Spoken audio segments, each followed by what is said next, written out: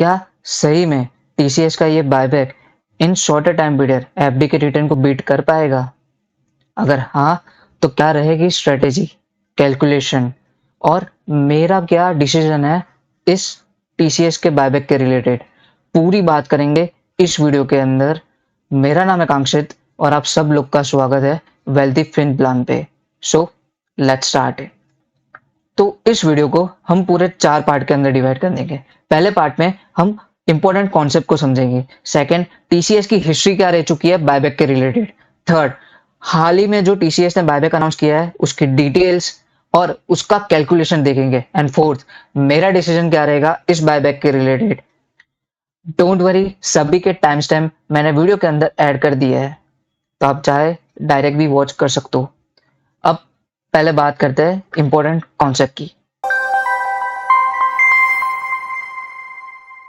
Important concept की बात करूं तो मैं स्टार्ट करूंगा प्री कंडीशन से।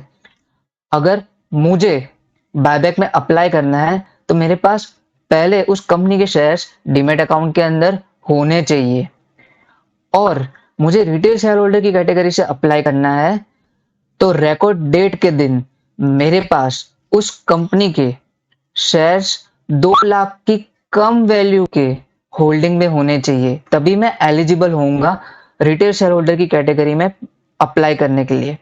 अब मेरे क्यूरियस माइंड के अंदर डाउट आया, यार रिकॉर्ड डेट होती क्या है, बहुत कंफ्यूजिंग है।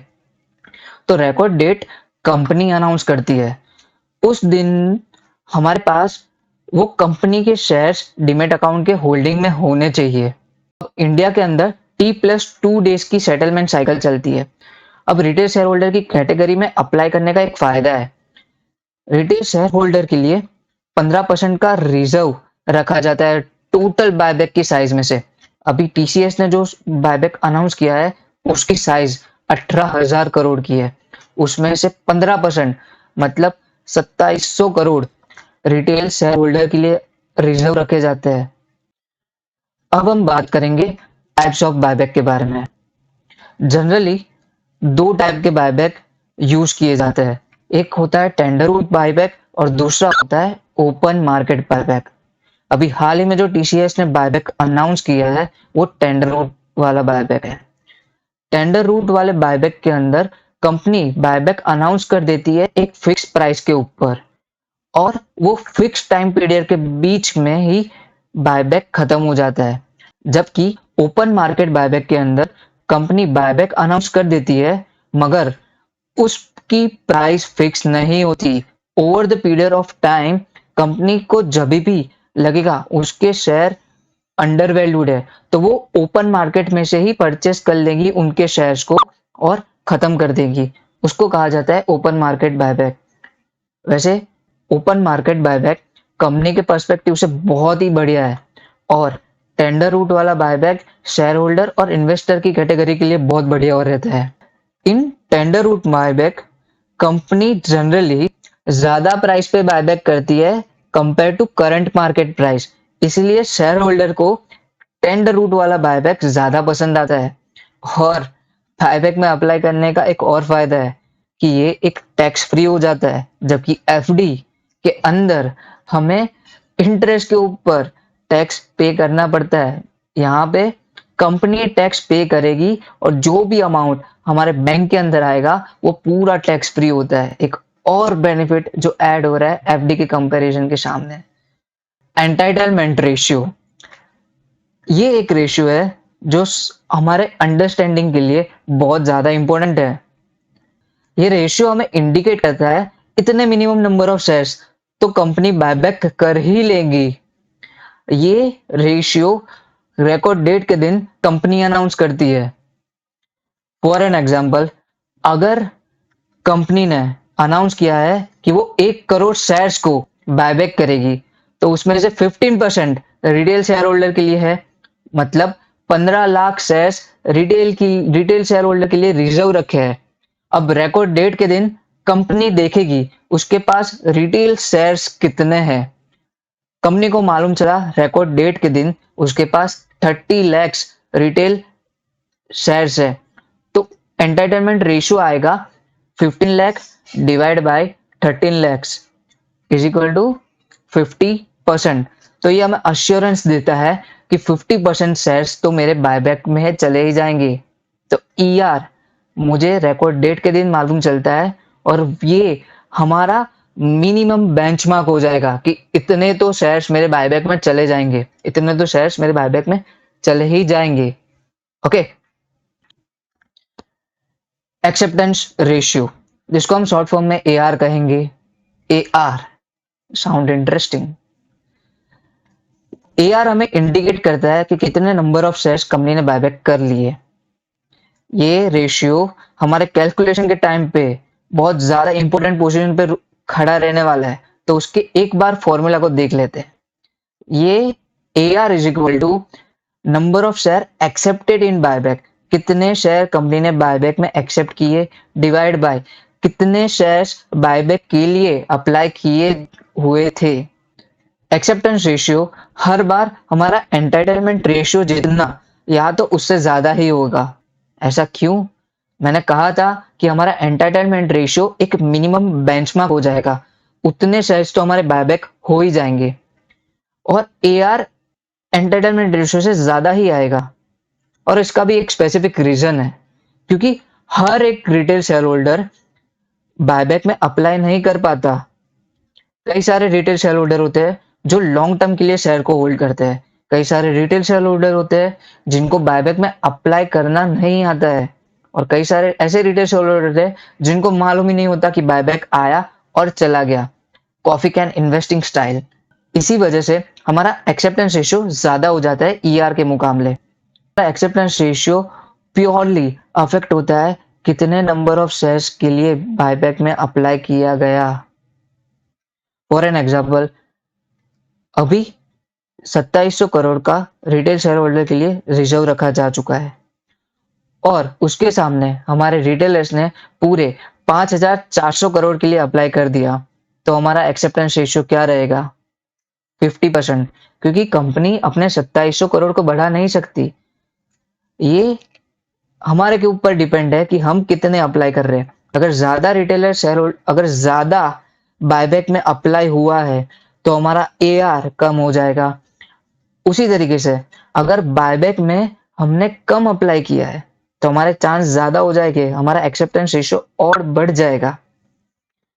उसी तरीके से 2700 करोड़ तो फिक्स है, मगर हमारे रिटेलर्स ने सिर्फ और सिर्फ 2000 क्वांटिटी के लिए 2000 करोड़ के लिए ही अप्लाई किया, तो क्या होगा? 100% ER हो जाएगा। मैं जितने भी शेयर्स बायबैक में अप्लाई करूंगा वो सारे के सारे कंपनी ले लेगी।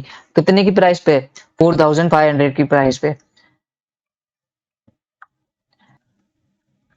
अब हम बात करेंगे TCS के हिस्ट्री के बारे में।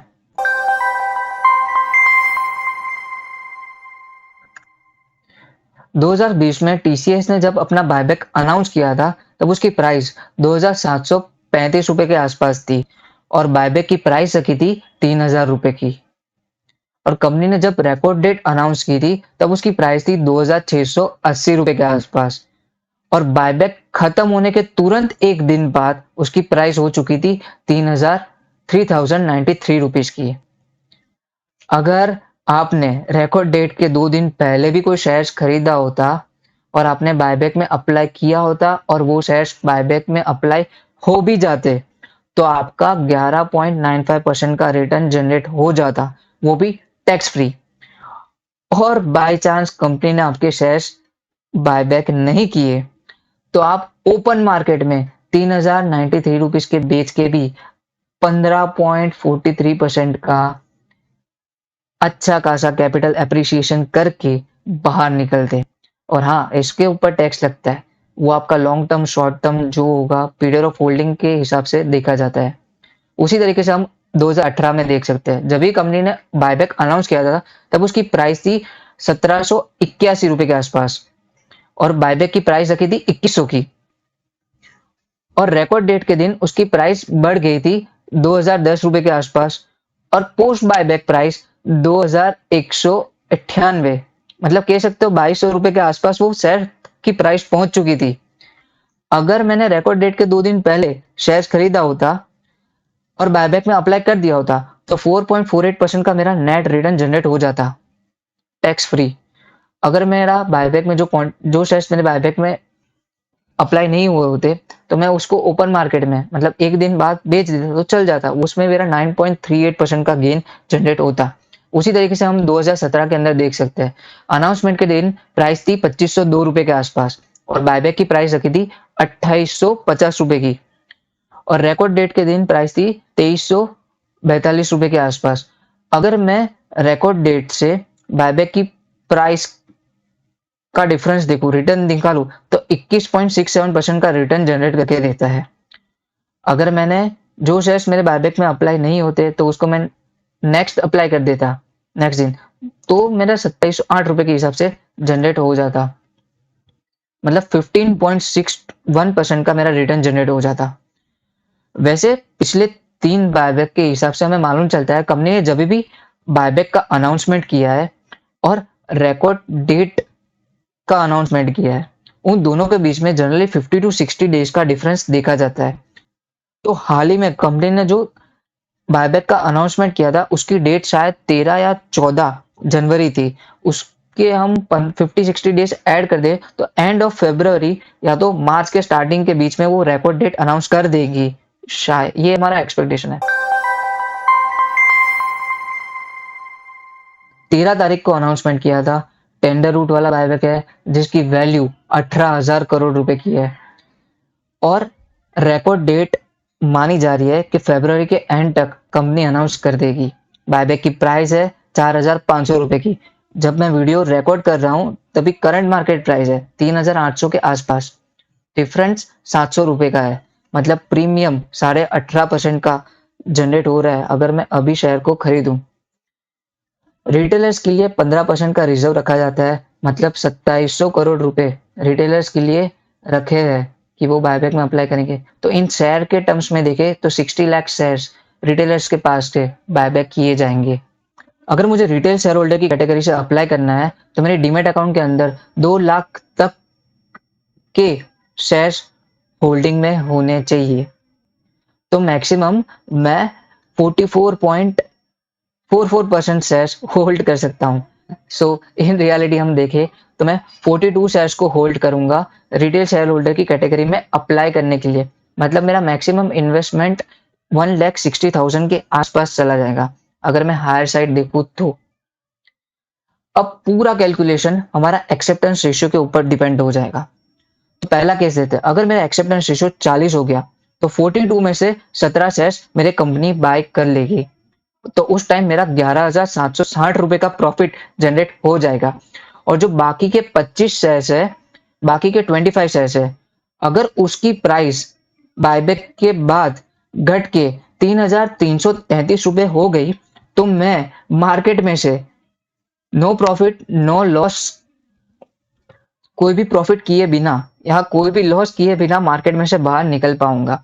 और ये 3,333 के आसपास टीसीएस का शेयर जाए उसके चांसेस बहुत ज्यादा रेयर है, मतलब आप कुछ ना कुछ प्रॉफिट तो जनरेट करके ही बाहर निकलोगे। और एक्सेप्टेंस रेशियो सेकंड केस है, अगर एक्सेप्टेंस रेशियो मेरा 50 है तो मेरे 42 में से 21 शेयर्स बायबैक हो जाएंगे, मतलब मैं 14,700 का प्रॉफिट जनरेट करके बाहर निकलूंगा। ये मेरे 21 शेयर्स मेरे 14,700 रुपए का प्रॉफिट जनरेट करके देंगे। और जो मेरे रिमेनिंग 21 शेयर्स है, अगर उसकी प्राइस 3,100 रुपए हो गई तो मैं कोई भी प्रॉफिट या कोई भी लॉस किए बिना मार्केट से बाहर निकल सकता हूं। उसी तरीके से एक्सेप्टेंस रेशियो मेरा 60 होगा 70% के ऊपर और 80% के ऊपर। अगर आपको ये शीट चाहिए तो आप कमेंट में अपना मेल आईडी लिख दो, मैं आपको मेल कर दूंगा। अब नोट के बारे में कर, ये नोट ज्यादा इंपॉर्टेंट है क्योंकि इसके अंदर मैंने अच्छी बातें लिखी है। अगर कंपनी की करंट मार्केट प्राइस 4,050, ये जो नोट है वो ज्यादा इंपॉर्टेंट है इस कैलकुलेशन के अंदर। इसके अंदर मैंने बहुत अच्छी अच्छी बातें लिखी है। अगर कंपनी की करंट मार्केट प्राइस 4,250 या 4,300 को क्रॉस कर जाएगा तो हमारा एक्सेप्टेंस रेशियो चांस है ज्यादा हो जाएगा। क्यों? क्योंकि जो शॉर्ट टर्म इन्वेस्टर होते हैं वो अपना माल ओपन मार्केट में बेच के निकल जाते हैं। वो वेट नहीं करते कि हम बायबैक में अप्लाई करें, फिर उसके बाद कंपनी मुझे पैसे मेरे बैंक अकाउंट में दे। वो बहुत लंबी प्रोसीजर हो जाती है उन लोगों के लिए। वो मार्केट में बेच देते हैं तो उस टाइम हमारी पॉसिबिलिटी ज़्यादा हो जाती है कि एक्सेप्टेंस रेशियो 80 टू 100% टच कर जाएगा। सेकंड पॉइंट बहुत ज़्यादा यूनिक है। सेकंड पॉइंट ज़्यादा यूनिक है। अगर आपके पास एक पान कार्ड के ऊपर टीसीएस का एक शेयर होगा तो आपके ज़्यादा चांस है कि आपका वो शेयर बायबैक हो जाएगा, क्योंकि फ्रैक्शन में शेयर्स को बायबैक नहीं किया जा सकता। कंपनी हायर प्रायोरिटी के ऊपर रखती है ऐसे शेयर होल्डर को जिनके पास सिर्फ एक शेयर होता है। मतलब आपके चांस ज़्यादा है कि एक शेयर बायबैक हो जाएंगे। तो अब बात करते हैं कि मेरा डिसीजन क्या है इस बायबैक के रिलेटेड। टोटल 4 डीमैट अकाउंट है, एक मेरा और 3 मेरे फैमिली मेंबर का। तो मैं मेरे पर्सनल डीमैट अकाउंट में थोड़ी ज़्यादा क्वांटिटी में अंदर टीसीएस के अंदर इन्वेस्ट करूंगा और उसको बायबैक में अप्लाई करूंगा। और जो बाकी के 3 अकाउंट है उसके अंदर सिर्फ एक-एक शेयर्स खरीद के होल्डिंग में रखूंगा और उसके बाद बायबैक में अप्लाई करूंगा। अगर करंट मार्केट प्राइस बहुत ही कम हुई तो, अगर करंट मार्केट प्राइस बायबैक के आसपास घूम रही है तो फिर मैं वेट करूंगा, क्योंकि चांस ज़्यादा हो जाएंगे उसको क्रॉस करके आगे जाने के लिए। ये सिर्फ मेरा ओपिनियन है, मैं शायद गलत या सही दोनों हो सकता हूँ। इसको इन्वेस्टमेंट एडवाइस मत लेना।